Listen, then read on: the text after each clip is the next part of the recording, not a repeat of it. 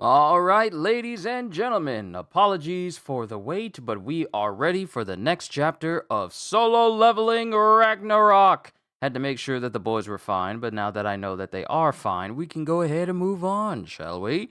Yo, peoples! Qushu92 here. Welcome back to more Solo Leveling Ragnarok. In the last chapter, we had Sirka speaking to Suho, though the relationship between the two, being Chahayin, Cha-Cha, has not been thoroughly explored between them quite yet. That connection has not been made. But not Jin, but Suho basically gives her the stuff she needs in order to survive, to keep her and the kids at her village safe because the adults are not around. But he goes about his merry way because he still needs to check on everyone else throughout this entire dungeon as well. So, despite the fact that she knows that Suho is strong, he chooses not to stick around, but he gives her supplies. So she leaves, and she runs into the Monarchs. And, Arsha tries to do her little sales pitch, but she's not having it. She doesn't really care. So she leaves them, but then Arsha's all like, oh, so you don't want to voluntarily join? Fine, let's see if we can change that. And it appears like Arsha specifically wants to force Sirka to join them. So let's see what happens. In chapter 67, with the next chapter being the last one for season 2, I believe, if we're still keeping with that same time frame, the next chapter is going to be the season finale of season 2. So chapter 67. Then we get someone using what appears to be a bracelet. Shadow item, torch, level 16. Creation rank, heroic, type, accessory bracelet. Stat boost, 26%. Defense plus 40. Flame damage boost plus 50%. Strength plus 8. Vitality plus 12. Agility plus 12. Intelligence plus 23. Perception plus 10. And it's Choi Jong-in using this bracelet that he's been given by Suho. Active skill, instant ignition, level 1. Required mana, 300. Activation time for flame-based skills will be reduced by 30% for a duration of 1 minute. Now, mind you, these are skills that can level up. Imagine this dude with a maxed out torch bracelet. And he's standing there just setting fire to everything around him while all the other fighters, Ma Dong and other guy whose name escapes me, they're all decked out in shadow gear as well. And they're just fighting what appears to be giant snow golems. I was so tempted to say snowmen. I was so tempted to say evil giant snowmen, but golem sounds more in line. But the whole area just erupts in fire, and he proceeds to basically obliterate all of these giant snowmen. And then Ma Dong speaks up. I knew we could count on the great Choi Jong-in. Looks like we won't be needing our help. Looks like he won't be needing our help. And Choi's just looking back in surprise. Because while he's looking, Snowman looks like it's about to grab Ma Dong. Watch out, Master Ma! One's still alive! And Ma isn't even looking at him. And he looks over at the snowman with a smile going, Shadow item, Demon Lord level 12. Level 12 already.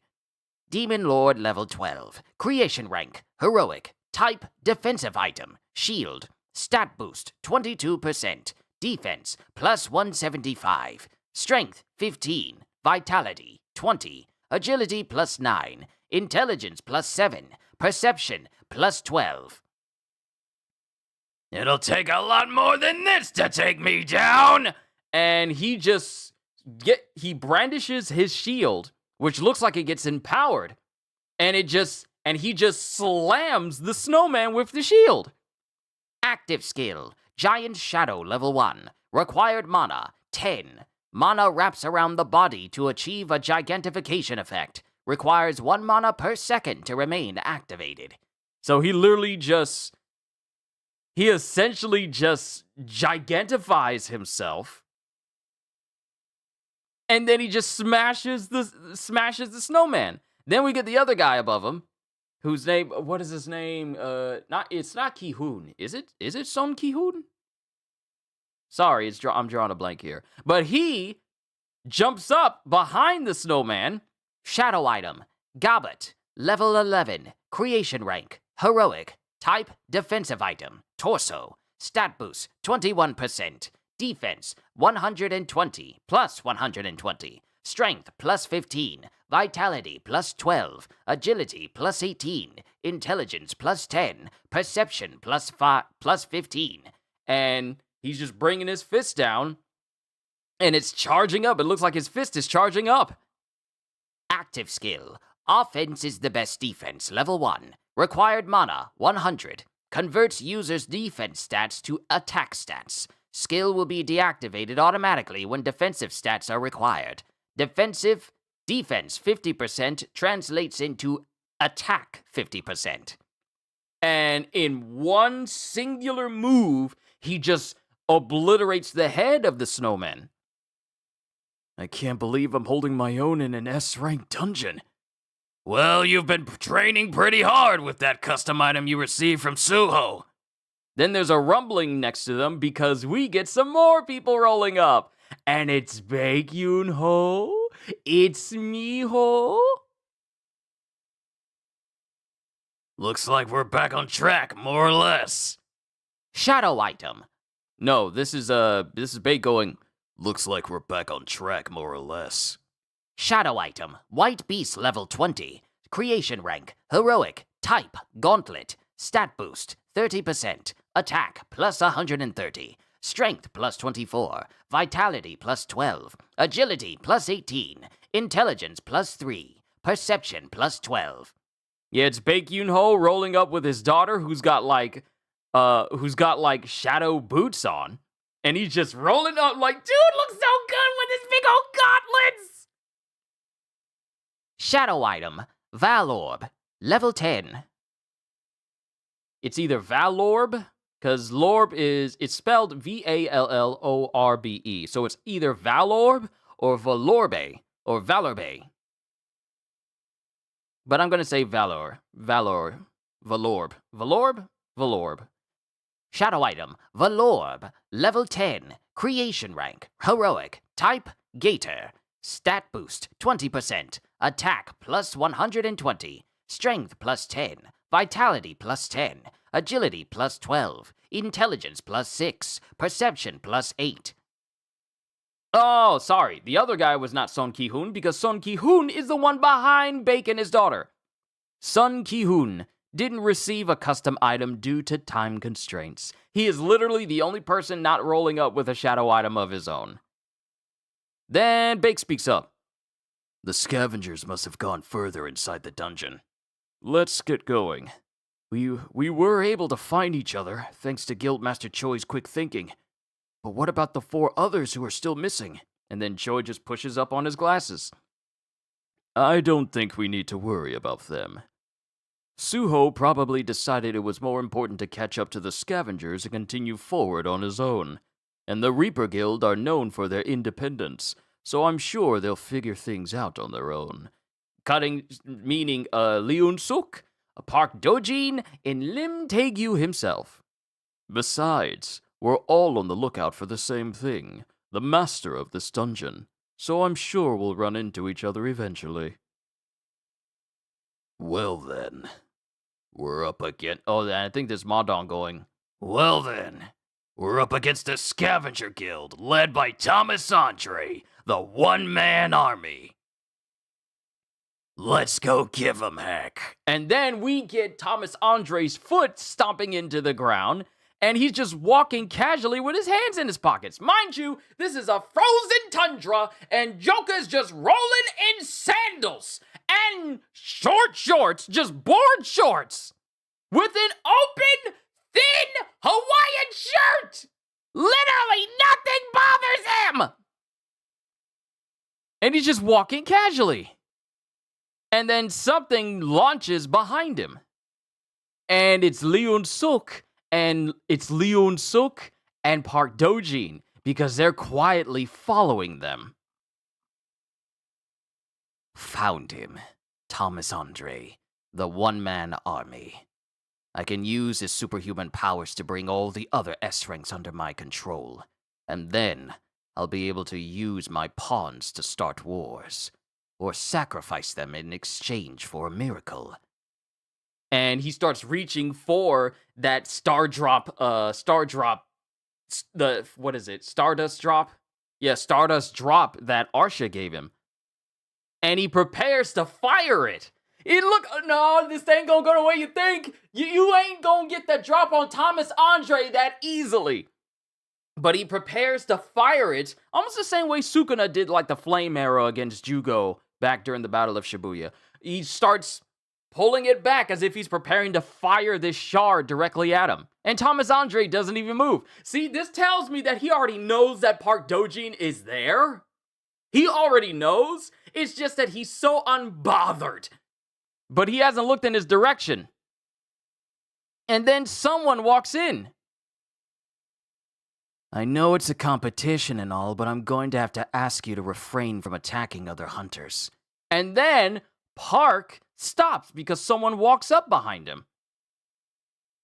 Oh, snap. Sorry. I was thinking that it was Suho, but no, this has got to be Lim Tae-gyu.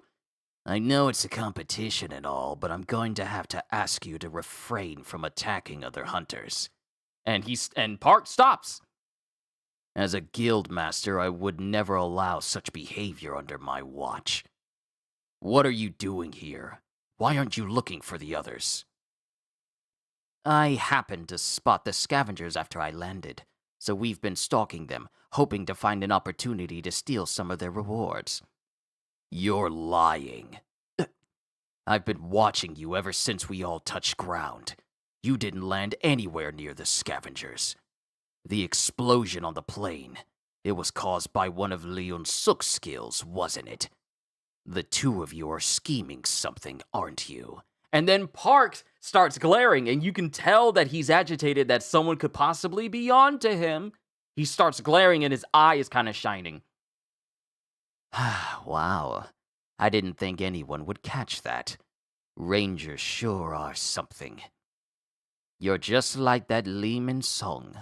Why can't you guys just stay nice and quiet? Then we'd get along. What? What did you just say? Well, you're no one-man army, but I guess you'll do. You're both S ranks after all. But Oh, sorry, I was reading that completely wrong. Is this what you humans mean by better than nothing? And then all of a sudden, Leon Suk just dashes, and he's already behind Lim Tae-gyu, who's preparing to fire at Park, while Park is holding up another shard. And then we cut away from Park's hand that's holding the yellow Stardust drop, and it cuts to Arsha's hand, who's holding what appears to be a green version of it. Once we plant this in your body, we won't have to waste any more of our time on these silly talks. And then Paya speaks up.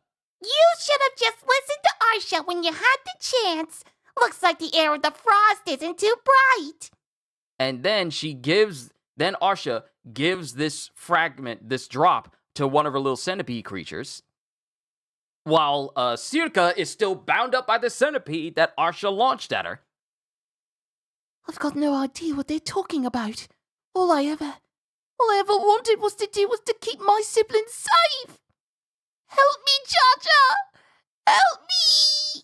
And while she's saying this, it shows her sitting with her grandfather. What was his name? Solon? Y'all said it in the last session. I already forgot the Frost Monarch's name. But he's sitting there, reading her a story. Grandpa! No! Then all of a sudden, a big giant hand comes up from Sirka, a big giant shadow hand, and it grabs the centipede and crushes it. Isn't that? And it's the Jotun. It's the Jotun that Suho slipped into her shadow. He responded and immediately saved her and rips the centipede apart. Aren't you one of Ho-Ho's familiars? Don't tell me the heir of the shadow got to her first. Wait, doesn't that mean The heir of the shadow is on his way! I don't have any star drop to spare, and I did promise the Apostle of Iterim that I wouldn't engage with the heir of the shadow. So let's just grab the heir of the frost and hightail it out of here. And she says this as if her face is like breaking apart, like it's breaking apart, and she's glaring at Circa. Granga, go for it. Granga? Who's Granga? Is Granga the guy in the back? The dude that's been silent this whole time? With that big old giant battle axe? Is his name Granga? Granga? Is that him? But then Circa suddenly gets chills. I won't hesitate. Not this time. They attacked me first. This time I'll definitely kill them all! And then Circa starts running straight towards Arsha. Yep, that's Granga, because Granga immediately appears in front of Circa. Just out of nowhere. He was nowhere, anywhere, in any of these panels, and he's just right in front of her. This Joker big, but he fast. And then she gets immediately hit in the chest by the broadside of his axe.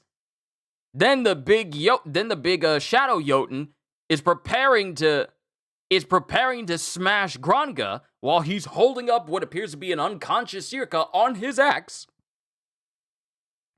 And in an instant, the shadow Jotun gets split in half, like straight down the face.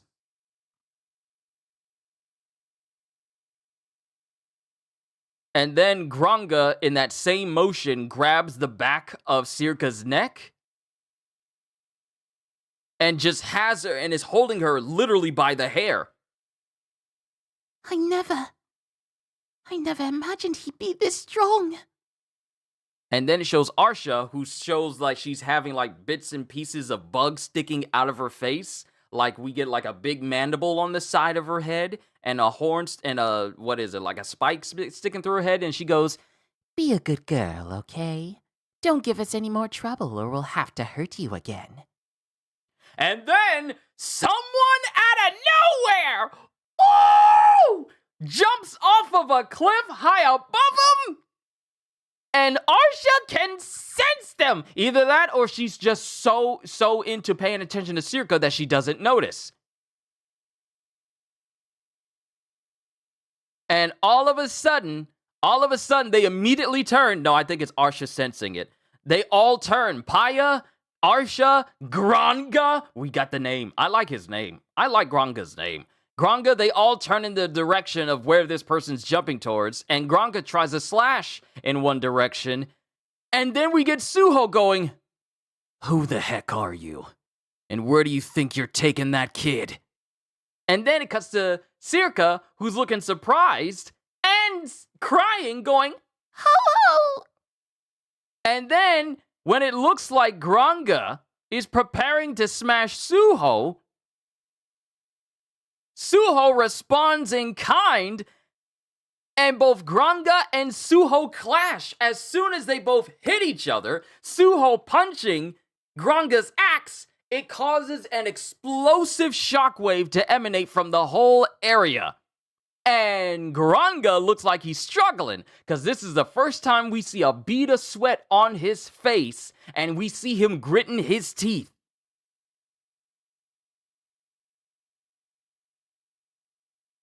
And it shows him literally holding Suho back, and the resulting shockwave emanates through the whole area.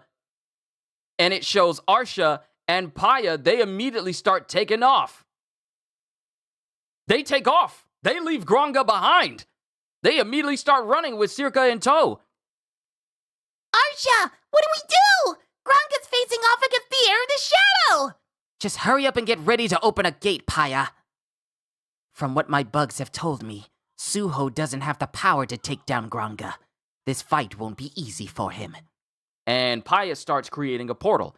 And while Granga buys us time, we'll make our getaway with the heir of the frost. Until there's this overwhelming, foreboding feeling behind Arsha, and she flinches. Like the whole scene was just bright. It was bright outside. You could see the clouds. The sun was shining down. I'm trying to get chat to appear, but it won't let me see it. Hold on. There we go. Sorry. I just had to get chat off to the side because I couldn't see it. But she starts flinching. Everything was sunny. It was bright. Then all of a sudden, everything is just dark. And behind Arsha, a voice goes, "Where do you think you're going?" Because Suho bodied Gronga. Gronga is literally slumped, sitting down in a crater. This man was almost Yamcha'd. He's just sitting there, head down, arms bleeding, not moving, and Suho is standing next to him. Suho one-shot Gronga. Arsha ran off going, "Oh, Suho's not strong enough to bring down Gronga." Bruh, the moment they left, he already beat him. The moment they ran off, Suho had already dusted him. And he's the one saying, "Where do you think you're going?"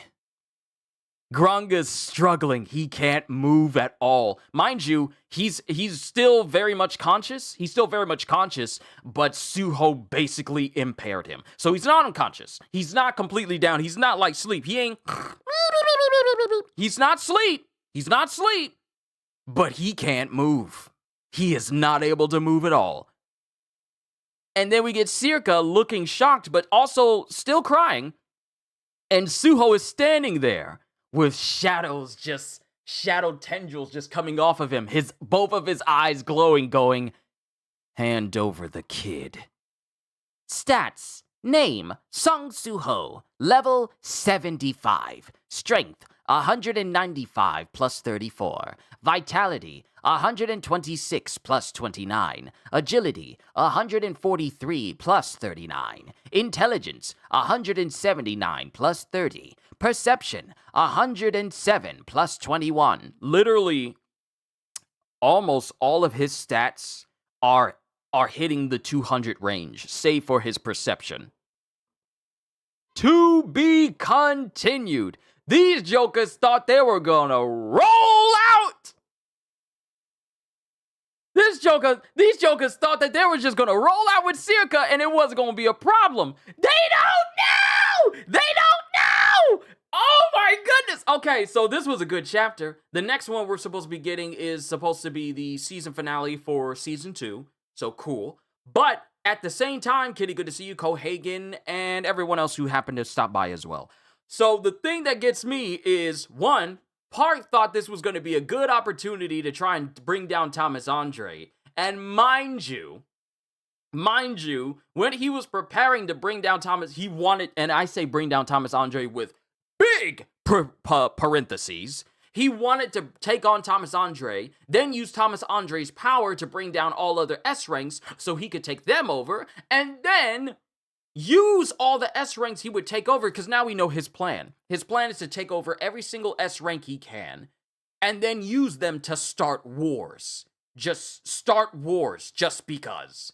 Or use them, or sacrifice them to create a miracle. We don't know what that entails, but it probably doesn't mean anything good for the current people of this planet. So, tries to take Thomas Andre, and gets denied by Lim Tae-gyu. And he tries to play it off, but Lim Tae-gyu is way too perceptive, and notices that Park and Lee Un-suk were nowhere near Thomas Andre and his party when the plane exploded. Also knows that Park, and the only way that plane would have exploded was it came from Lee Un-suk himself. So he's already putting 2 and 2 together. What are you two plotting? And it wasn't until Park brought up Lee Min-sung that Lim really realized that, oh, you got some serious ulterior motives, because how would you know anything about Lee Min-sung? This whole time I thought it was Suho, but it was somebody else.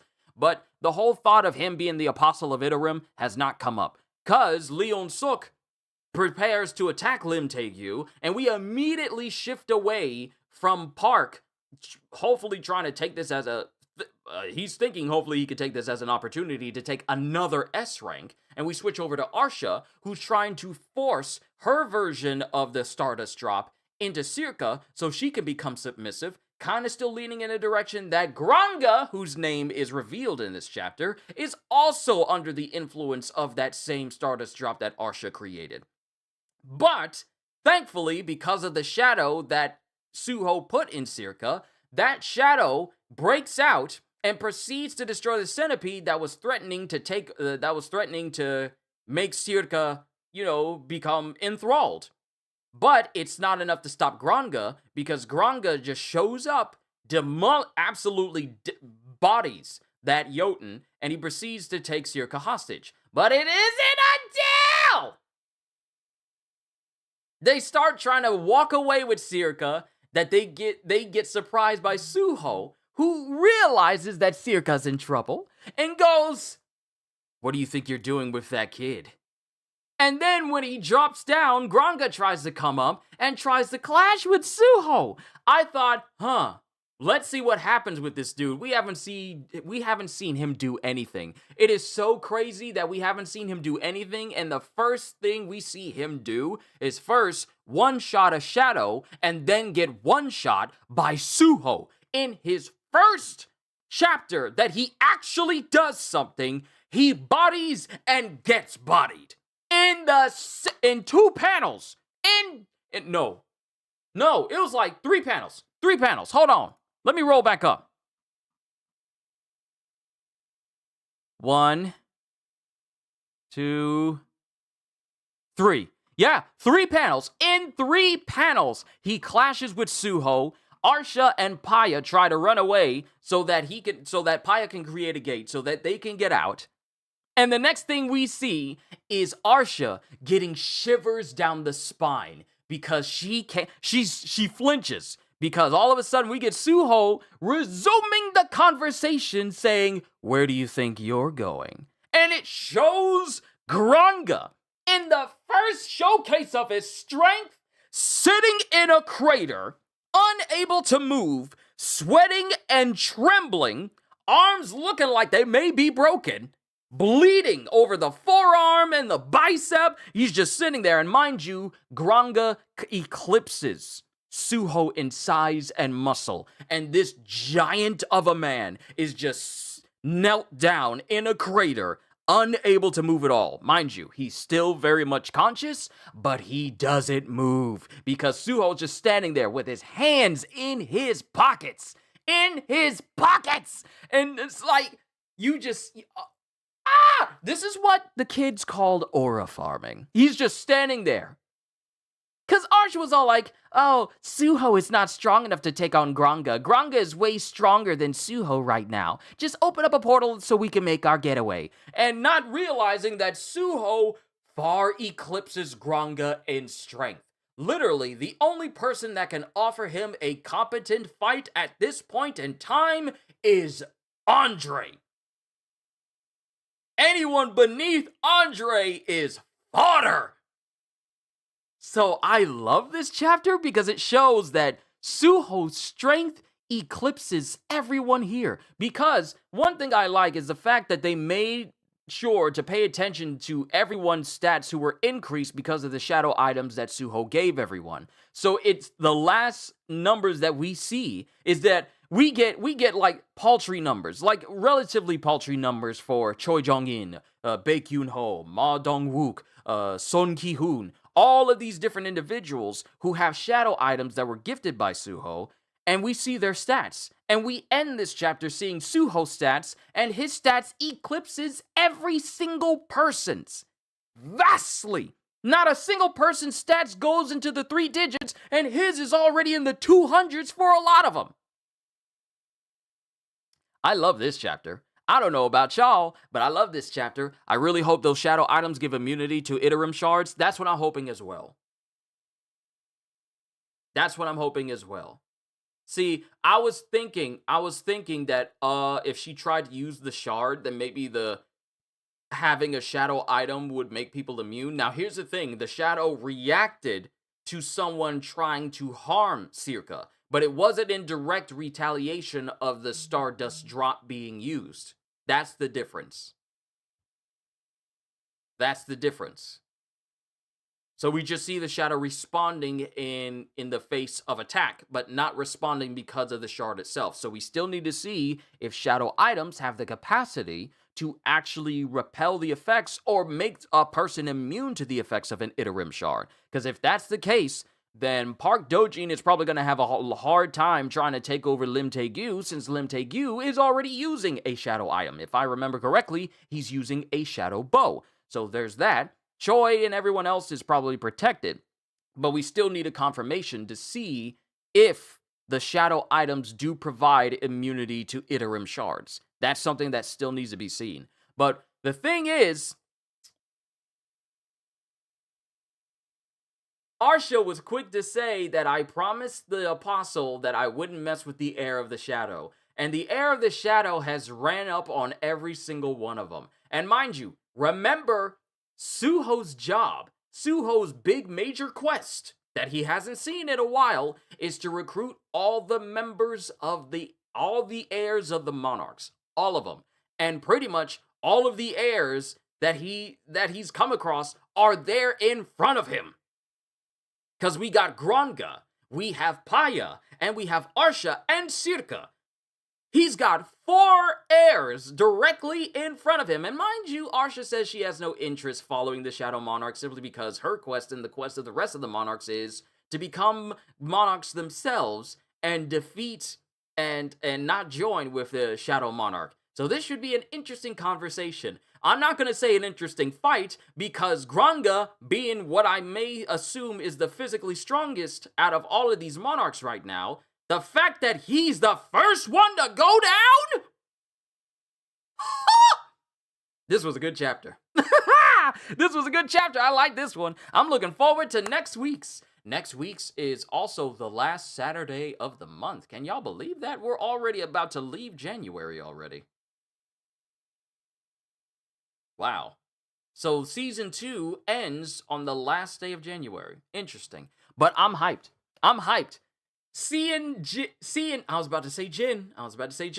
No DNA test needed. That's Jin's son. Oh yeah. The moment he stepped up to Thomas Andre and says like, oh, you want to go right now? Let's go. I wonder, are you even strong enough to take me on? The fact that he rolled up to Thomas Andre with no doubt that he could win this fight, there was no doubt in my mind that you don't need no DNA test. You don't need Maori for this. You don't need no Jerry Springer DNA test for this. You don't need to check his ancestors on what is it, ancestry.org. You don't need to do that. You know he's Jin's son because he has inherited aura. Inherited aura. So yeah, I love this chapter. This chapter was good. But I'm looking forward to the next one. Let's see how season 2 ends. That's all I got for you guys, ladies and gentlemen, because I could drone on how much I enjoyed this chapter.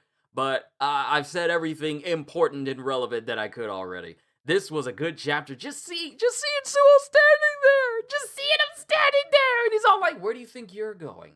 After just casually, and the thing is, Suho doesn't have a scratch on him. But Granga is the one with harm. Oh, he hurting. He's just sitting there in a crater. Just a crater, and he's trembling and sweating. He's all like, I don't want to fight no more, Gina. I don't want to fight no more. After Martin was fighting, Thomas Hitman Haynes just was all like, I don't want to fight no more. He's just right there. Oh, this is going to be an interesting conversation. Ooh, I can't wait to see the next chapter. But that's all I got, ladies and gentlemen. I said everything I needed to say. All I can say to you is this. I love this series. I really love this series. I'm probably going to have to play a game now where I can be as overpowered as Suho right now because I got that itch. I got that itch now, and I need to satisfy it with a good game just like this. But that's all I got, ladies and gentlemen. Hope y'all enjoyed. Can't wait to see you all in my next video. Like, comment, and subscribe if you haven't already. Even check out the Patreon because I am always looking forward to entertaining you. And because I know you're coming back anyway. Have a fantastic day. And once again, as always...